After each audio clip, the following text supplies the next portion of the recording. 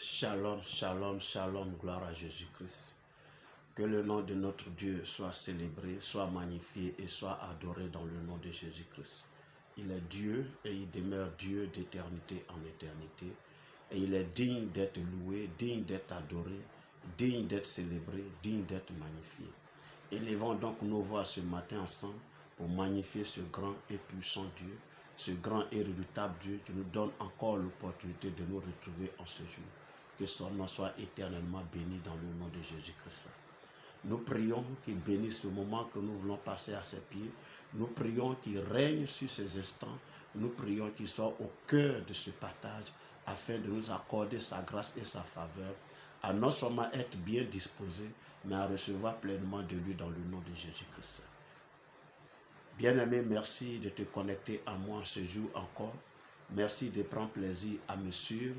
Merci de continuer à m'encourager par tes vues, par tes likes, par tes commentaires, par tes partages. Et si tu n'es pas encore abonné, abonne-toi, nous allons faire chemin ensemble. Alléluia. Le passage que le Seigneur me donne de partager ce matin avec vous se trouve dans le livre de Hébreux au chapitre 11. Hébreux chapitre 11 et on va lire les versets 24 à 26. Hébreux chapitre 11, les versets 24 à 26. Et voici ce que dit la parole de Dieu.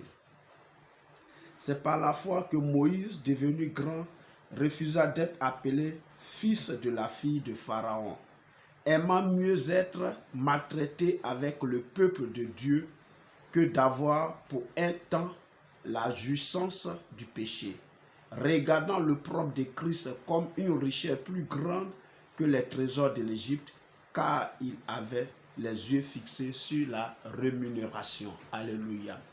Je vais parler du choix que Moïse a fait à un moment donné de sa vie. Nous connaissons tous l'histoire de Moïse. C'est cet enfant hébreu qui a été caché par ses parents et après qui a été mis là où la fille de Pharaon se lavait. Et donc, elle a aperçu l'enfant dans un berceau et donc elle a adopté l'enfant, n'est-ce pas? Moïse a donc été adopté par la fille de Pharaon et il a grandi dans le palais royal, dans le palais de Pharaon. Il a été donc élevé et éduqué vraiment à l'égyptienne. Et donc Moïse était promu à être le futur roi. Alléluia. Il était donc promu à être le futur roi parce qu'il savait qu'à cette époque, ce pharaon-là n'avait pas de fils. Amen. Et donc Moïse était promu à être le futur pharaon de l'Égypte. Donc comprenez un peu toute la gloire, toute la richesse, tous les honneurs qui accompagnent vraiment ce poste-là. Et notamment, ça a eu le titre de prince déjà même dans le palais royal, lui donnait des privilèges en Égypte et autres. Mais la Bible dit que il a refusé d'être appelé fils plutôt de la fille de Pharaon. Et il aimait mieux être maltraité avec le peuple de Dieu que d'avoir pour un temps la jouissance du péché. Bon, il a préféré, c'est vrai, il n'est pas le fils de la fille de Pharaon, mais il a été adopté par la fille de Pharaon. Ça, c'est de 1. Donc, il refuse d'être appelé le fils de la fille de Pharaon. Ça peut encore se comprendre, n'est-ce pas? Parce que au niveau génétique, c'est pas sa maman. Au niveau biologique, c'est pas sa maman, n'est-ce pas? Mais la Bible dit qu'il aimait mieux être maltraité avec le peuple de Dieu. Parce qu'il est effectivement un membre du peuple de Dieu, le peuple israélite en Égypte. Il est israélite de naissance, de père et de mère, eux-mêmes israélites de naissance. Donc, Moïse n'est pas égyptien. Et il sait que Israël est maltraité parce qu'Israël était en esclavage, n'est-ce pas? Et là, donc, il a préféré, n'est-ce pas, être maltraité avec le peuple de Dieu que de jouir pour un temps, c'est-à-dire les honneurs, la gloire, qui n'est autre que le péché, parce que le peuple égyptien, Pharaon, c'était un vrai idolâtre, n'est-ce pas? Il y avait plusieurs dieux dans le palais et du Pharaon, il y avait plusieurs dieux, il y avait plusieurs magiciens, n'est-ce pas? Et donc c'est ceux-là que Moïse devrait continuer, il devrait pérenniser l'adoration de ces idoles-là, n'est-ce pas? Il a refusé ça, parce qu'il savait qu'un jour il va mourir.